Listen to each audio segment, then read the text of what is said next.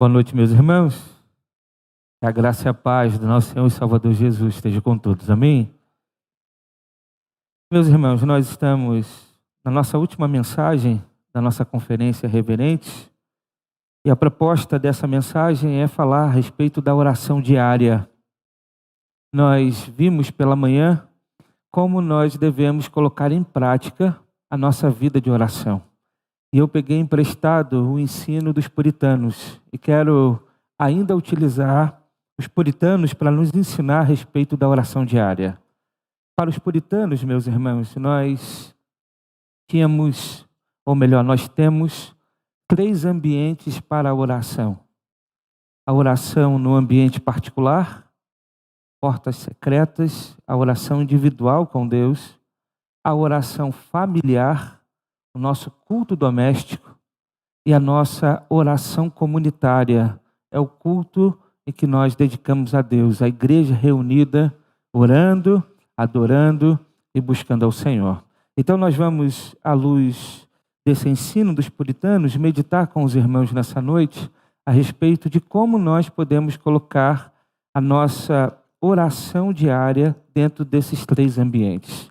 Mas antes eu quero ler a palavra do Senhor com os irmãos, o mesmo verso que nós lemos pela manhã, Colossenses capítulo 4, verso 2, a Bíblia diz assim: perseverai na oração, nela permanecendo atentos com ações de graças. Colossenses capítulo 4, verso 2, nos exorta a perseverar em oração. E nós perseveramos em oração quando nós oramos diariamente ao Senhor. Quando nós buscamos diariamente ao Senhor. E nós vamos ver como iremos fazer isso à luz desses 3 ambientes: a oração particular, a oração familiar e a oração comunitária. Mas vamos orar? Feche seus olhos, vamos falar com o Senhor. Ó Deus, em nome de Jesus, te pedimos, ó Deus, te suplicamos que mais uma vez o Senhor fale aos nossos corações. Que sejamos, ó Deus, edificados, impactados pela tua palavra, pelo testemunho, pelo exemplo de nossos irmãos, ó Deus, que nos ensinaram muito a respeito da oração. Que possamos, ó Deus, à luz da tua palavra, compreender aquilo que o Senhor espera de nós, como homens, como mulheres de Deus. Ó Pai, em nome de Jesus, que o Senhor receba todo o nosso louvor, toda a glória e toda a adoração. Tudo que fazemos no culto público, ó Deus, é para glorificar o teu santo nome.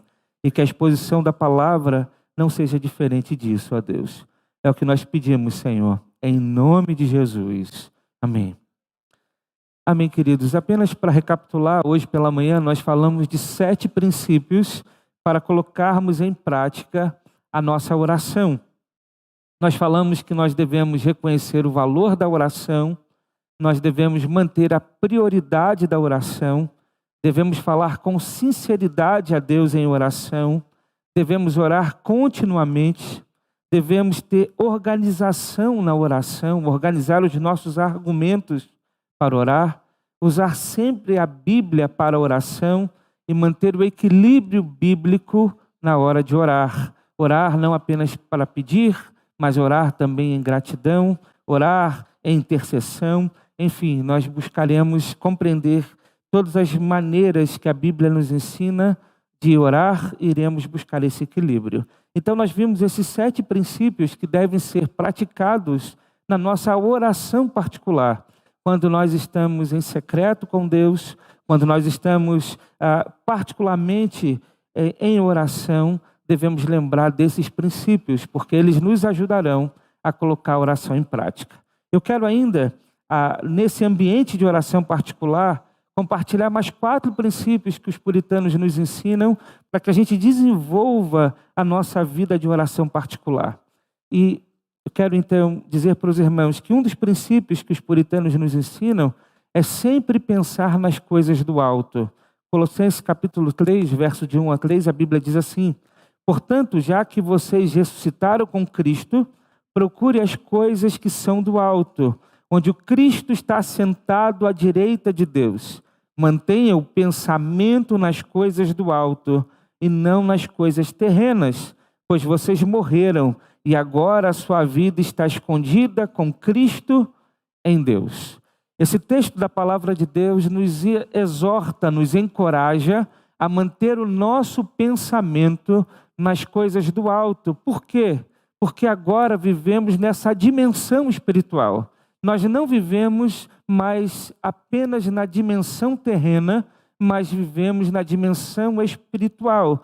Porque se estamos unidos a Cristo, significa que nós já morremos para as coisas desse mundo para viver uma nova vida que Cristo tem para nós. Uma nova vida que começa a ser desfrutada neste tempo, de forma terrena, mas na expectativa futura, onde plenamente desfrutaremos da presença do Senhor. Então, nós já devemos agora viver uma vida pensando nas coisas do alto. Quando você orar, tente levar a Deus os teus pensamentos. Pense nas coisas do alto. Quando você tentar discernir a vida e suas circunstâncias, tente fazer isso à luz do pensamento das coisas de Deus. Tente levar o seu pensamento às coisas do alto. É fundamental para desenvolvermos a nossa oração, compreendermos que devemos orar por coisas mais elevadas do que as coisas materiais. Por isso, pense nas coisas do alto. Os puritanos compreendiam que é fundamental focarmos nas coisas do alto para não nos distrairmos com as coisas deste mundo, porque muitas vezes as coisas desse mundo nos distraem e nos tira o foco da nossa realidade. A nossa realidade é a eternidade. Esse mundo é ilusório. Esse mundo é passageiro. Então, quando focamos muito nas coisas desse mundo, perdemos de vista as coisas eternas. E muitas vezes nos desesperamos. Muitas vezes nos angustiamos pelas coisas desse mundo e acabamos esquecendo que Deus já disse para nós que este mundo vai passar. E com ele todas as coisas, e desfrutaremos de um novo mundo com o Senhor. Nós nascemos de novo para isso.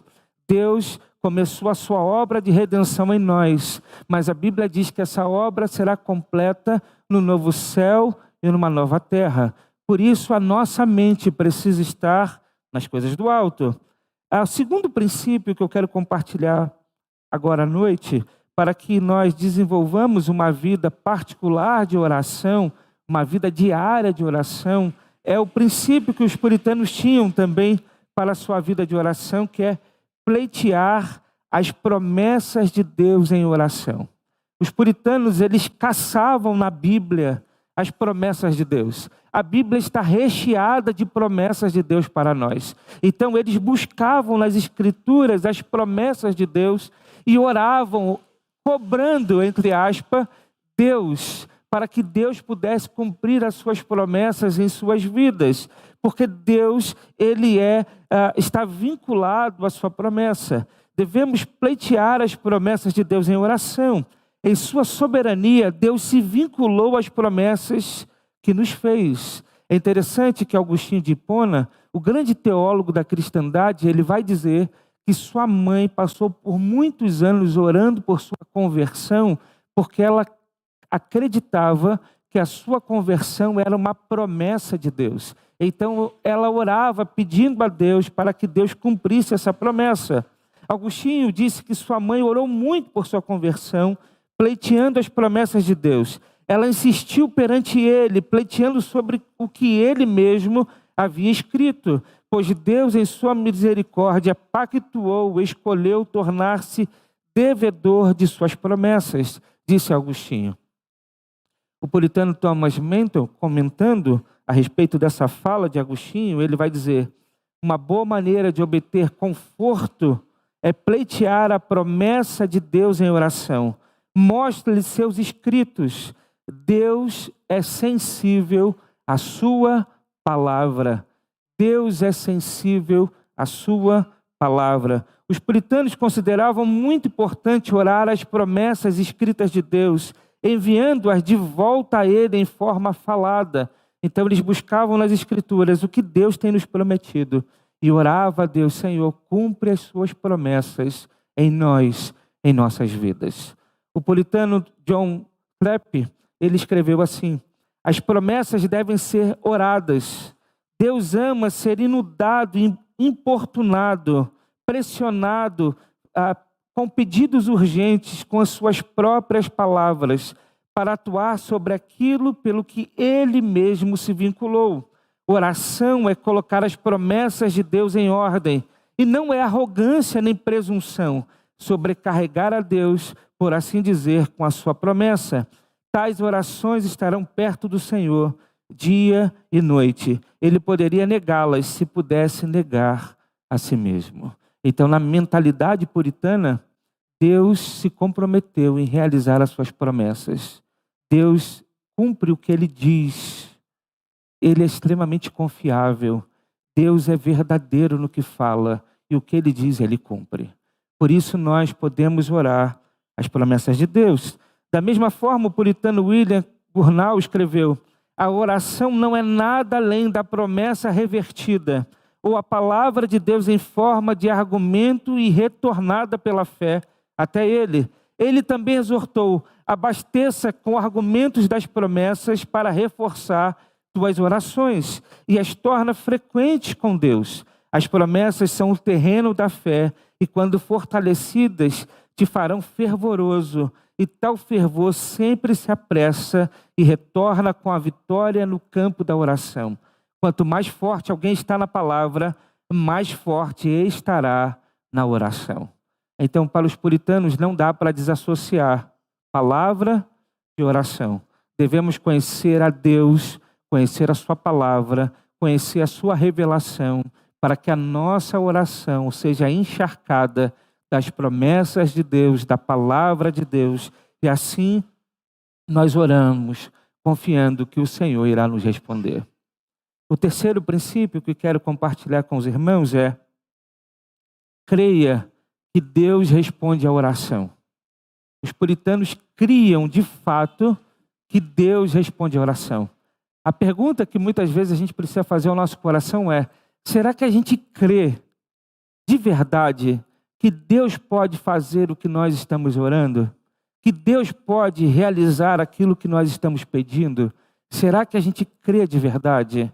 Meus irmãos, Hebreus capítulo 11, verso 6 diz que sem fé é impossível agradar a Deus, pois quem dele se aproxima precisa crer que Ele existe e que recompensa aqueles que o buscam. Ou seja, a fé é impossível sem fé, sem acreditar que Deus pode nos recompensar. É impossível orar. Por isso, os puritanos, eles criam que Deus pode responder à oração. Deus responde à oração do seu povo. Deus responde às nossas orações particulares. Deus responde à nossa oração comunitária. Deus responde à nossa oração familiar. Nós devemos nos aproximar de Deus em oração, crendo que o Senhor tem prazer de ouvir as nossas orações e tem prazer de nos recompensar. Ele é galardoador daqueles que o buscam. Por isso, quando se aproximar de Deus em oração, creia que Deus responde à oração. E o quarto e último princípio, falando sobre a oração particular: não se desespere, mas persevere na sua vida de oração. O texto de Colossenses que a gente leu diz: perseverai na oração. Nós devemos não se desesperar. Por exemplo, certamente os irmãos ouviram muitas coisas a respeito da oração nesses dias. E talvez o padrão que está sendo posto é algo elevadíssimo. E a gente se compara então com esse padrão e gera desespero. E a gente diz: rapaz, eu estou muito longe disso, então não vou nem tentar chegar. A ideia não é que aprender de oração vai nos levar a desistir de orar. Pelo contrário, nós devemos perseverar. Nós devemos entender que não vai ser de uma hora para outra que nós nos tornaremos um tipo de Daniel, que orava 3 vezes por dia. Não vai ser de uma hora para outra que a nossa vida espiritual vai ser mudada e transformada. Mas de passo a passo, na perseverança da oração, nós iremos experimentar a transformação do nosso coração, do nosso hábito, da nossa vida com Deus. O que nós não podemos fazer é nos desesperar. Nós não podemos desistir antes de começar, entendendo que a vida espiritual não é uma corrida de 100 metros, mas é uma maratona. E nós devemos ser constantes, nós devemos ser perseverantes. Então aprenda verdadeiramente a orar com fervor, não apenas orar com fervor não é apenas uma questão de intencionalidade, foco ou metodologia na oração, mas também vai envolver batalhas, provações, guerras, e nós precisamos sempre contar com o Espírito Santo que nos capacita. Por isso a gente não está aqui tentando desenvolver um caminho como se fosse um caminho de flores ou uma estrada que não vai ter nenhuma dificuldade. Pelo contrário, a nossa vida com Deus é uma estrada difícil, é um caminho estreito, e volta e meia nós passaremos por lutas, inclusive lutas para manter a nossa vida de oração. Mas o ponto é, nós não podemos desistir. O ponto é, nós devemos dar o primeiro passo. Então persevere na oração. Os puritanos entendiam que o mais importante não é conseguir fazer tudo de uma vez, mas diariamente nós tomarmos a porção necessária para então estarmos habilitados pelo Espírito Santo para avançarmos degrau por degrau na nossa vida espiritual. Eles compreendiam que a vida espiritual é uma escada, e a escada é Jesus Cristo. Às vezes a gente sobe um degrau, depois dá um passo para trás, mas a gente nunca cai da escada. A gente nunca desce até o final da escada. E aos pouquinhos a gente vai de degrau em degrau, porque aquele que começou a boa obra em nossa vida vai completar. Aquele que iniciou a regeneração vai glorificar. O processo de redenção da parte de Deus, ele é completo. Quando Paulo fala em algo que já foi realizado. Aquele que de antemão conheceu, predestinou, chamou, justificou e glorificou. Paulo não diz irá glorificar. Na mente de Deus o processo é completo. Então aquele que começou a boa obra em sua vida vai completar. Mas ao mesmo tempo que essa obra de Deus em nós, Deus nos impulsiona ao esforço, à dedicação, à perseverança. Nós não podemos cruzar os braços e dizer, Deus vai fazer, porque não é Deus vai fazer 50% e a gente faz 50%. Não, Deus faz tudo em nós e nós respondemos com a nossa dedicação. A vontade de Deus é conjugada com a nossa. Deus nos impulsiona a nos esforçar. Deus nos impulsiona a fazer. Então o fazer muitas vezes vai ser o sinal invisível de uma operação invisível do Espírito Santo em nosso coração.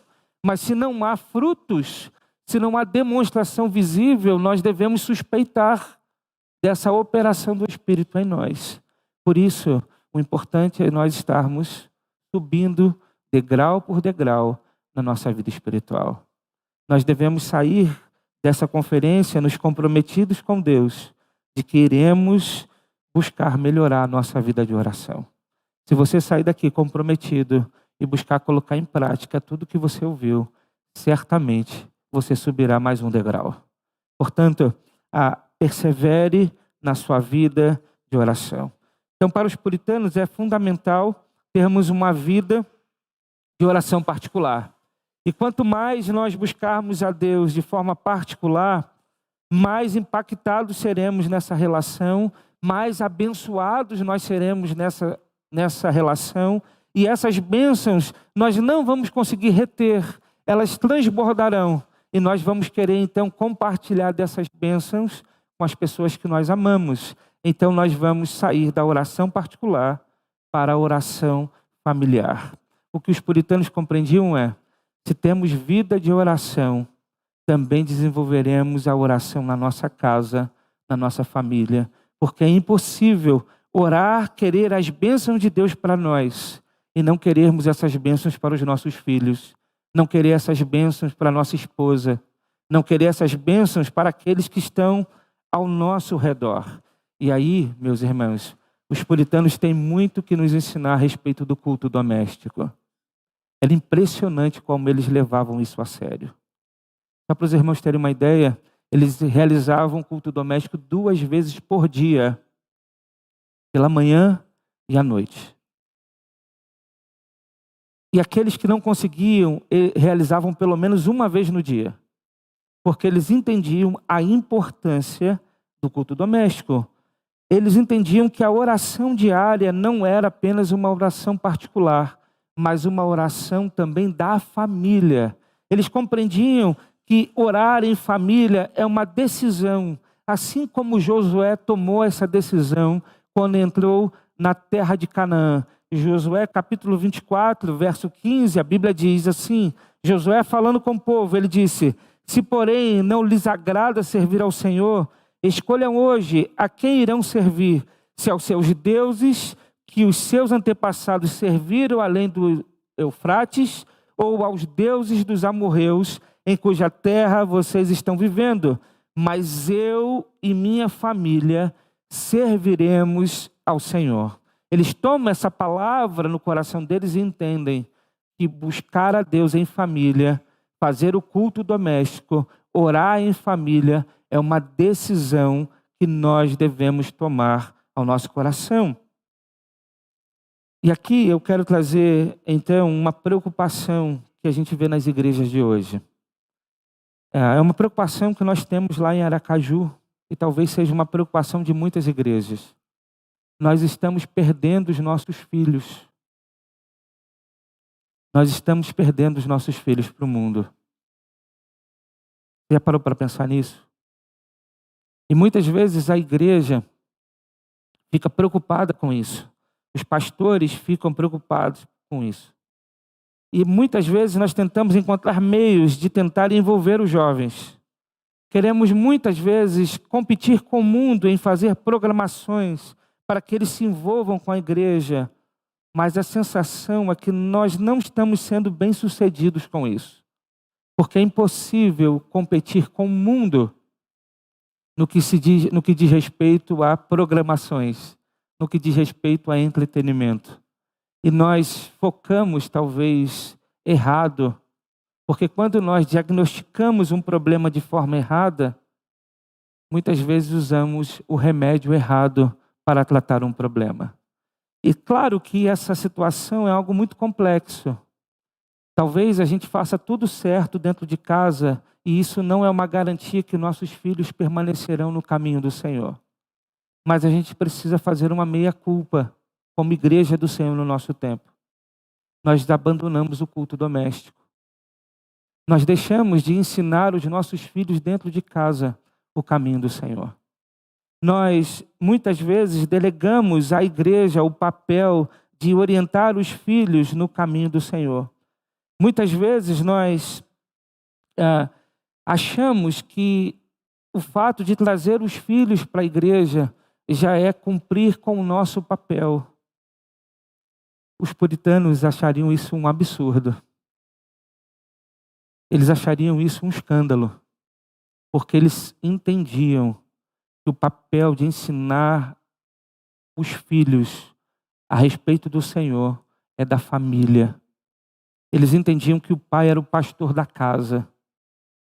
Eles entendiam que o pai tinha a responsabilidade de domesticar, de ensinar, de criar os filhos nos caminhos do Senhor.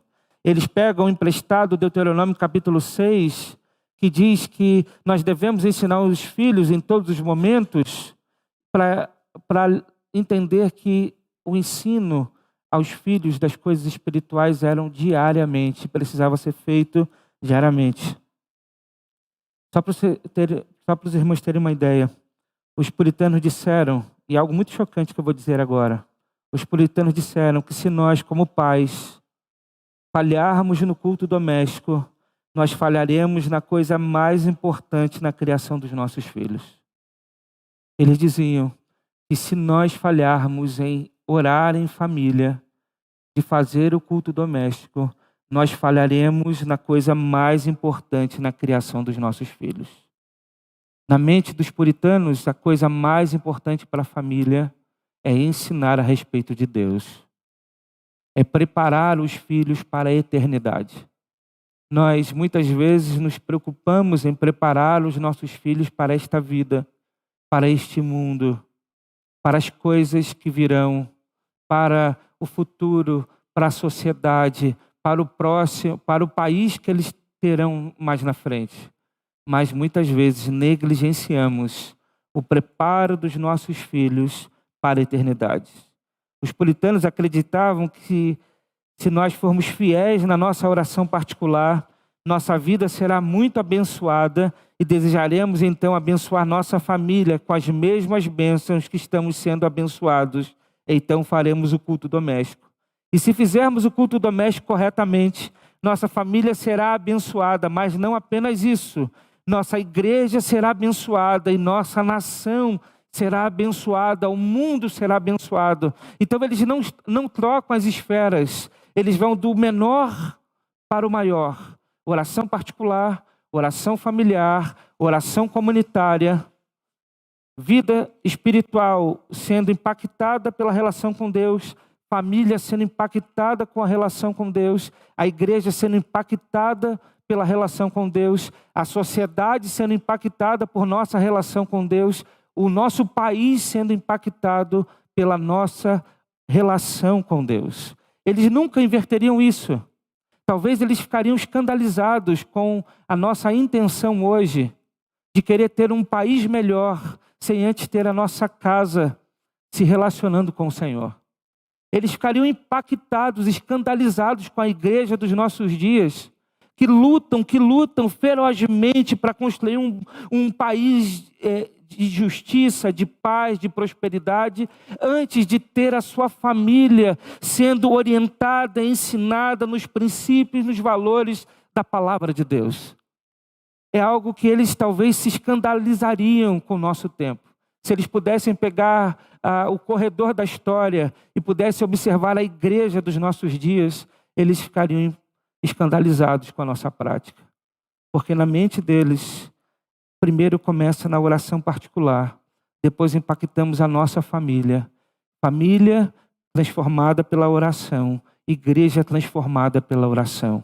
Igreja transformada pela oração, sociedade transformada pela oração. Sociedade transformada pela oração, país transformado pela oração. Só para os irmãos terem uma ideia, os puritanos visitavam anualmente todos os membros da sua igreja, todas as famílias. Eles faziam pelo menos uma visita por ano à casa de cada membro, para saber se os membros estavam realizando o culto doméstico. Isso é interessante. Quando havia um casamento, a primeira visita pastoral era para ensinar essa nova família a fazer o culto doméstico. E eles iam então na casa, um por um. E quando chegava ali, ele perguntava ao pai: você está fazendo o culto doméstico? Você está realizando de forma correta o culto com a sua família? E se o pai coçasse a cabeça e começasse a pensar: bem, mais ou menos, a gente faz de um dia, mas no outro dia não consegue, faz numa semana e fica 2 sem fazer. Essa família seria duramente exortada pelo pastor. E o pastor daria mais o prazo de 1 ano. No ano seguinte voltaria a essa casa e perguntaria de novo: você conseguiu corrigir a rota? Está fazendo o culto doméstico? E se o pai dissesse: eu não estou conseguindo, esse pai era levado em disciplina para a igreja e era impedido que ele participasse da ceia do Senhor. Porque para os puritanos era muito sério ensinar a respeito de Deus para a sua família. Meus irmãos, os puritanos, então, eles tinham 3 pressuposições para realizar o culto doméstico. Eles tinham a visão, primeiro pressuposto, a maneira como eles enxergavam a família. Eles enxergavam que a família era um micro-organismo de um organismo maior. A família era um micro-organismo do organismo que é a igreja. Então eles entendiam que a família era uma igreja, uma pequena igreja. Como Richard Baxter disse, é o berçário do céu. A família é o berçário do céu. Então, para eles era difícil essa ideia de tentar construir uma igreja espiritual sem construir uma família espiritual. Então, eles desenvolviam a oração familiar diariamente. Eles entendiam que um puritano só era um puritano de verdade quando ele trabalhava e labutava para fazer a sua família ser uma igreja. Ele só considerava alguém como puritano se esse trabalhasse e labutasse para que a sua família de fato tivesse integrada na vida da igreja. Se tivesse um puritano pregando hoje, ele perguntaria para você, pai, você compreende que seu papel principal como líder do seu lar é promover na sua família o culto a Deus? Ele te perguntaria, você compreende isso? O seu papel principal dentro da sua casa é promover o culto familiar? Ele perguntaria. Ele ainda te perguntaria, você fica satisfeito de ter menos que todos os seus filhos e sua esposa amando e temendo o Senhor? Você fica satisfeito? Você consegue ter a sua mente tranquila de ter menos do que sua esposa e seus filhos amando, servindo e temendo ao Senhor? Frequentemente, meus irmãos, eles oravam no culto doméstico com lágrimas. E eles diziam assim, Senhor, que eu não perca nenhum dos meus filhos, mas que todos eles possam estar juntamente comigo e com Cristo na eternidade. Eles oravam com lágrimas. Os puritanos entendiam que eles deviam ter muitos filhos. E a média de filhos que os puritanos tinham era em torno de 9 filhos. Mas a metade deles morriam antes de chegar à vida adulta. A metade dos filhos dos puritanos morriam antes de chegar à vida adulta. Porque aquele tempo era um tempo diferente do nosso.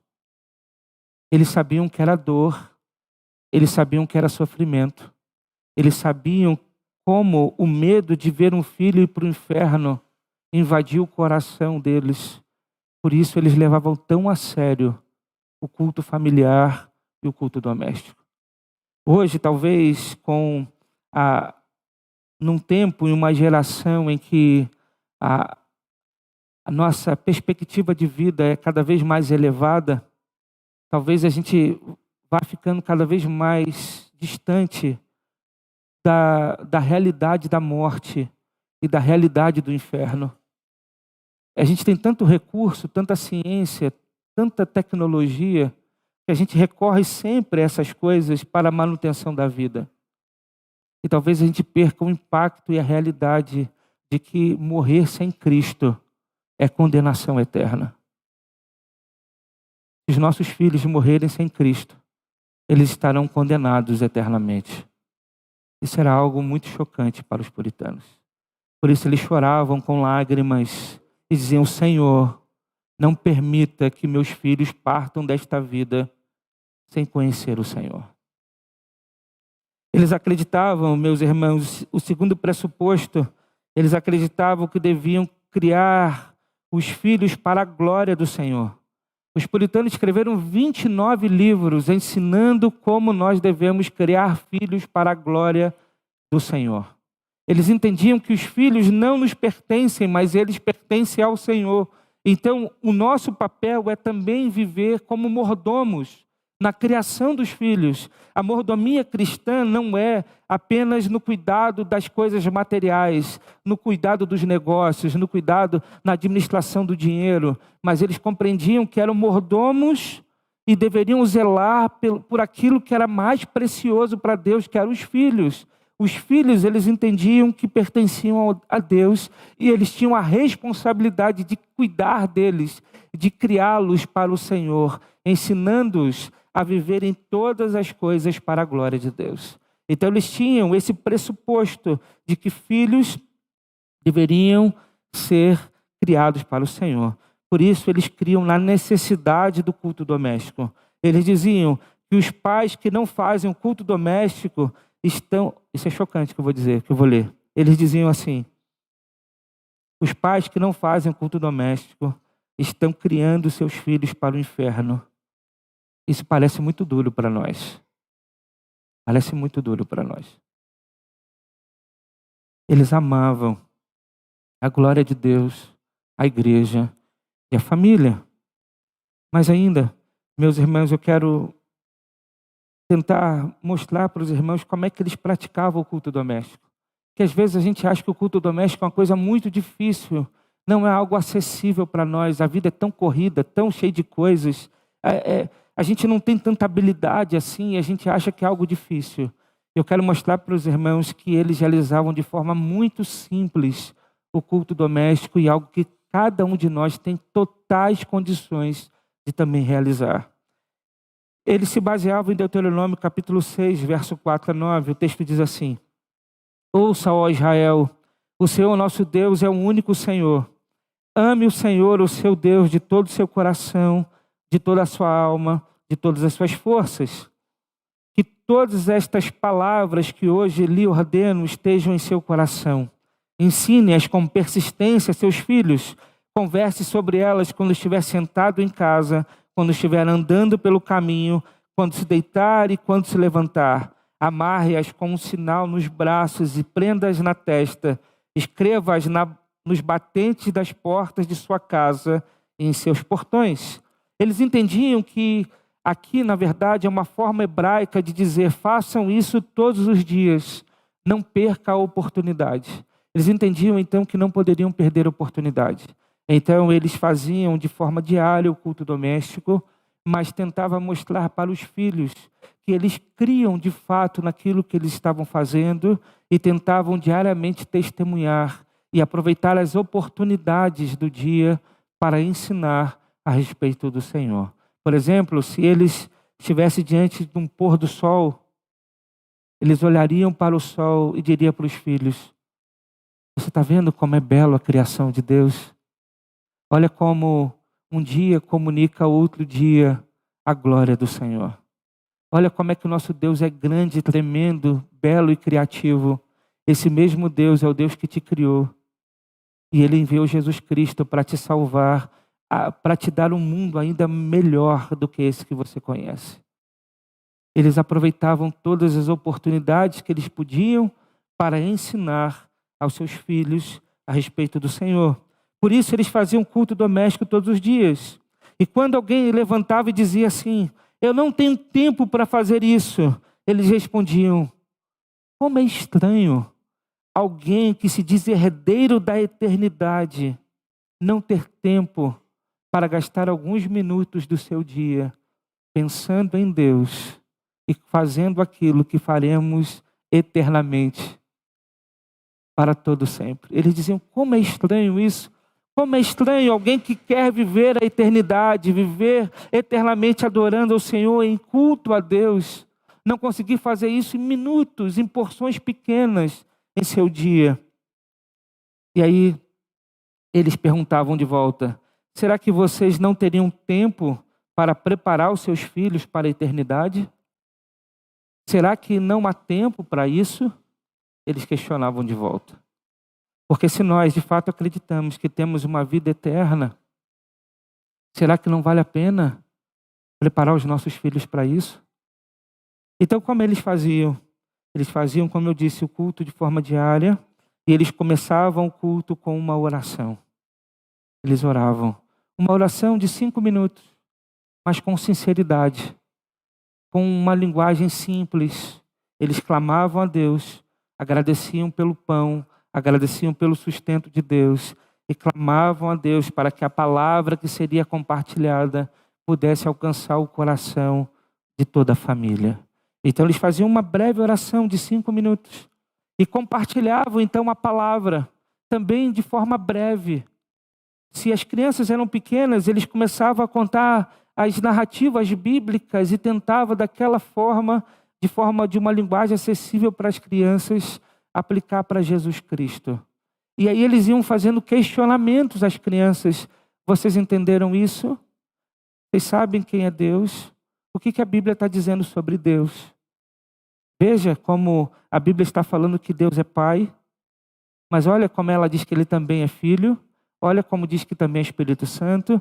Pois é, a Bíblia nos apresenta um Deus que é Pai, Filho e Espírito Santo. Então eles utilizavam questionamentos. É por isso que na época dos puritanos surgiram os catecismos, para auxiliar justamente o ensino das doutrinas cristãs para as crianças. E aqui cabe uma boa orientação. Se você não tem um catecismo em casa, compre um, baixe na internet. Tem um catecismo batista, escrito por Benjamin Kitt, disponível gratuitamente na internet. Lá na igreja sai no boletim uma pergunta por semana. Baixe o catecismo, porque perguntas e pequenas respostas é uma boa maneira de fazer o culto doméstico com o catecismo. Então eles compartilhavam a palavra de Deus de forma simples para as crianças e eles entendiam que era necessário terminar o culto doméstico louvando ao Senhor. Eles amavam cantar os salmos, eles adoravam a Deus, porque eles entendiam que a música era fundamental para fazer com que a palavra, as doutrinas ficassem na mente das crianças, no coração das crianças. Então a música era algo muito importante para os puritanos. Então eles cantavam, eles então oravam de forma simples, ensinavam a palavra de forma simples e louvavam ao Senhor. E o que mais que eles faziam? Eles pegavam o culto, a pregação do domingo da igreja, e durante a semana ia fazendo as aplicações do sermão para os filhos. Então, numa boa conversa com os filhos, diziam: vocês ouviram o que o pastor disse? Veja como o pastor aplicou aquela palavra, vocês compreenderam isso? Então eles iam pegando pequenas porções do sermão de domingo e ia realimentando o coração dos filhos com o sermão que era pregado na igreja. Os puritanos entendiam, então, que o culto familiar era algo muito importante. E, meus irmãos, isso a gente não consegue fazer? Separar 15 minutos do nosso dia, 20 minutos do nosso dia, que seja, de fazer uma oração simples, de abrir a palavra, ler um versículo bíblico, explicar de forma simples aos nossos filhos e cantar um louvor ao Senhor. Será que a gente não consegue fazer isso? Claro que a gente consegue. A questão é nós entendermos a necessidade disso. A grande questão é que às vezes a gente não enxerga a necessidade de fazer essas coisas, mas eles enxergavam a importância da oração familiar. Eles não apenas oravam particularmente, mas oravam em família. Mas ainda, eles entendiam que a oração devia ser comunitária. Eles entendiam a importância do culto na vida espiritual particular e na vida espiritual da família. E entendiam que deveriam estar reunidos na casa do Senhor, domingo após domingo, para louvar, adorar o nosso Deus.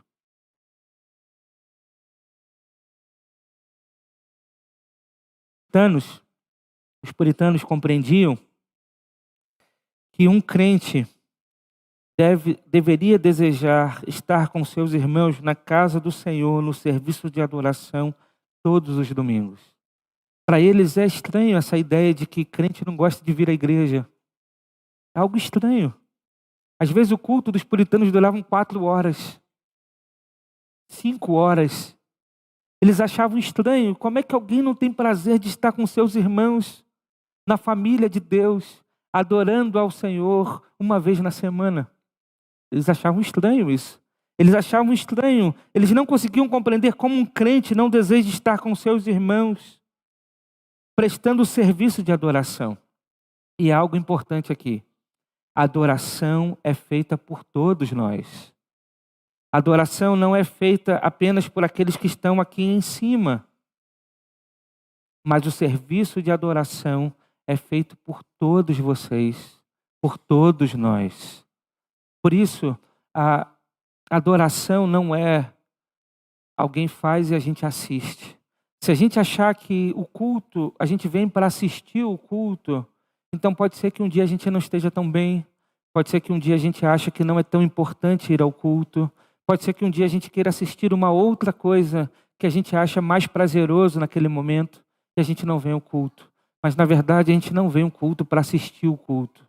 A gente vem ao culto para fazer o nosso serviço de adoração.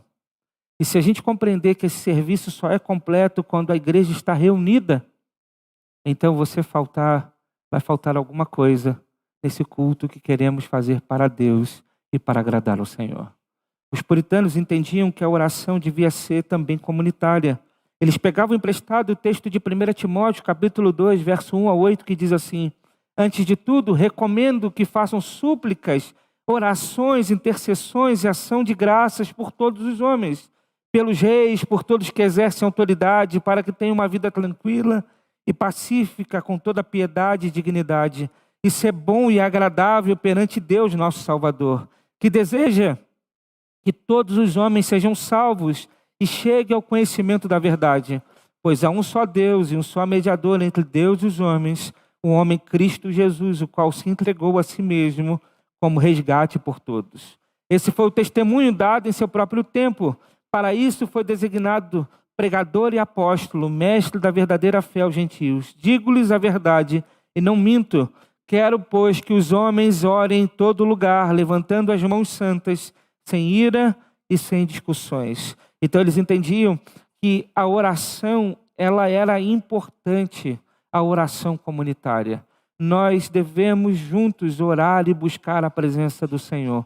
Juntos devemos interceder uns pelos outros. Juntos devemos colocar diante do Senhor as nossas queixas, as nossas súplicas. Juntos nós devemos confessar os nossos pecados a Deus. Juntos nós devemos orar em gratidão por todas as bênçãos que o Senhor tem nos dado. Eles entendiam a importância da igreja reunida em culto, em busca do Senhor, na oração e na adoração coletiva. Para os puritanos, culto é uma santa obrigação, um mandamento que nos edifica. Para o puritanismo, e eu posso dizer para os irmãos que isso é bíblico, o culto é uma santa obrigação, é um mandamento. Não é uma opção, não é uma escolha, mas é um mandamento da parte do Senhor. Está lá entre os 10 mandamentos, guardar um dia para o Senhor. Imagina se fosse opcional. Imagina se nós pegássemos esse mandamento e transformasse ele, ou melhor, aplicasse a outros mandamentos a ideia opcional que nós aplicamos a esse mandamento. Será que nós diríamos que o não adulterarás é opcional? Será que nós diríamos que o não matarás é opcional? Será que nós diríamos que o não cobiçarás é opcional? Claro que não. É da mesma maneira eles entendiam que ter um dia para o Senhor também não é opcional. Era um mandamento, mas um mandamento que edifica. Eles compreendiam que Deus deu esse mandamento para o nosso deleite, para o nosso prazer. Assim como o pai sabe que os filhos precisam de comida, e quando eles não querem comer, a gente obriga os filhos a comer, não é verdade? Você deixa seu filho ficar sem comer 1 dia, 2, 3 dias? Você vai forçar que ele coma, não é verdade? Sim ou não? Assim também eles entendiam que é o culto. É Deus cuidando dos seus filhos e nos dando aquilo que a gente necessita para o nosso crescimento espiritual, para o nosso desenvolvimento da nossa vida espiritual. Então eles entendiam que era um mandamento para a nossa edificação, para o nosso próprio deleite. E é por isso que eles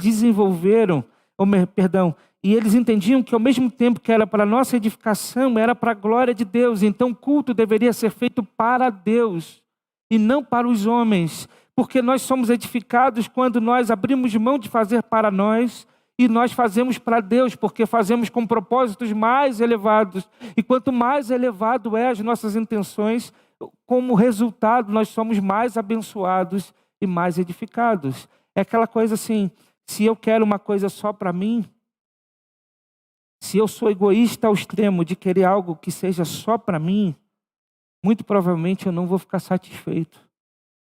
Mas quando eu busco um bem maior, o resultado disso é trazer também satisfação ao meu próprio coração. Então eles entendiam que o culto precisa ser feito para Deus e para glorificar a Deus da maneira que agrada ao Senhor.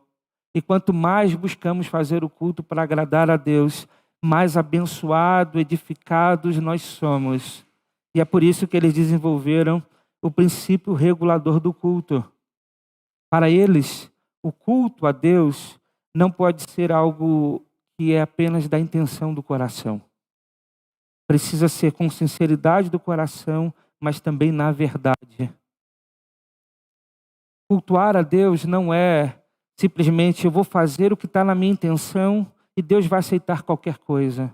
Não, Deus é extremamente exigente na adoração. Quando a gente olha para o Antigo Testamento, Deus é profundamente detalhista de como Ele gostaria que o culto fosse feito. Ele deu as medidas da construção do tabernáculo, as medidas para a construção da arca. Ele disse qual o material que deveria ser construído, todos aqueles utensílios. Ele disse exatamente como deveria ser a veste sacerdotal. Ele disse como deveria ser feito cada sacrifício. Ele disse como deveria ser feito o papel do sacerdote, dos levitas. Deus deu detalhes de como ele deveria fazer o culto, como o povo de Deus deveria fazer o culto. Então, dentro desse princípio, eles entendiam que agora a igreja vive numa nova dimensão. Não mais na dimensão do Antigo Testamento, porque ali eram de forma didática, Deus ia ensinando o que ele ia fazer através do Messias.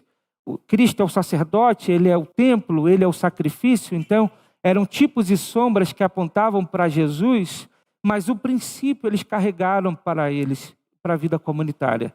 Então, se Deus é o mesmo e ele tem uma maneira de ser adorada, então nós devemos investigar o Novo Testamento para entender como Deus quer ser adorado na comunidade cristã. E aí, quando eles investigam o Novo Testamento, eles percebem que, como norma, existe apenas 5 elementos que podem ser feitos no culto público, além da administração das ordenanças ou dos sacramentos, que é ceia e batismo. E quais são esses 5 elementos? Oração, leitura bíblica, pregação ou ensino, louvor e ofertas.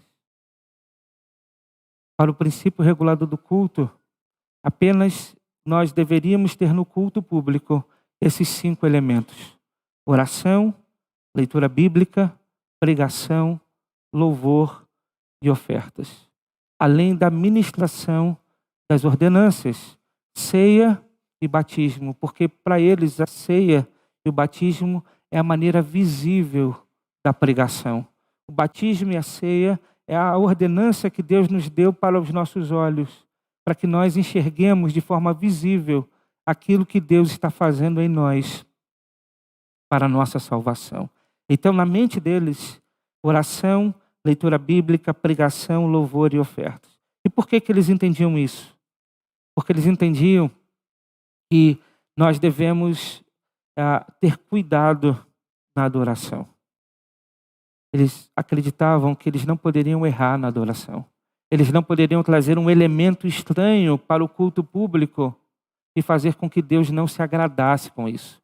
Então eles se garantiam naquilo que eles encontravam na Bíblia como norma no Novo Testamento. Mas existia um segundo princípio, o princípio mínimo. Eles entendiam o seguinte: ninguém na comunidade de fé vai questionar que a gente ore, que a gente ensine, que a gente leia a palavra, que a gente cante e que a gente entregue ofertas. Ninguém, nenhum crente vai questionar isso. Mas pode ser que a gente na comunidade cristã acrescente um outro elemento que alguém diga assim: mas peraí, por que está fazendo isso no culto? Então eles reduziam ao mínimo a compreensão dos elementos, porque eles queriam de fato agradar a Deus e edificar a igreja. Porque eles entendiam que o culto era um momento em que nós juntos estamos em audiência com Deus.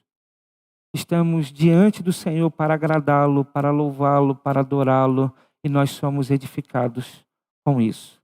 Então, meus irmãos, nós aprendemos à luz da palavra do Senhor e do testemunho desses irmãos que viveram no século XVII, que a nossa oração deve ser diária, mas ela tem 3 ambientes para isso: oração particular, oração familiar e a oração comunitária.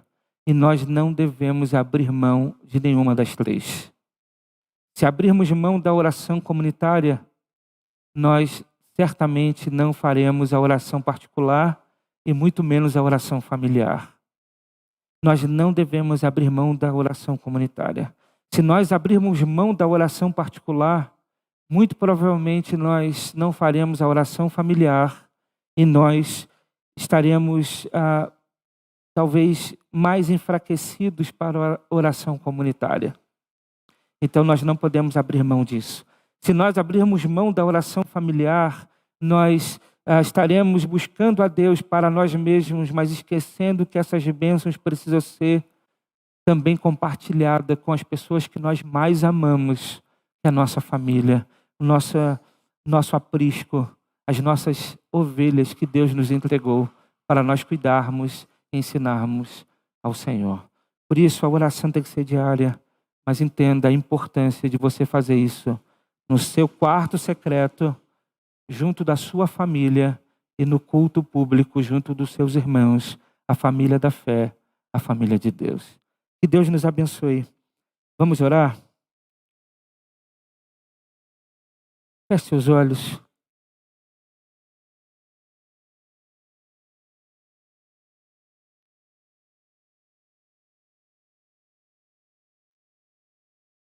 Como eu disse pela manhã,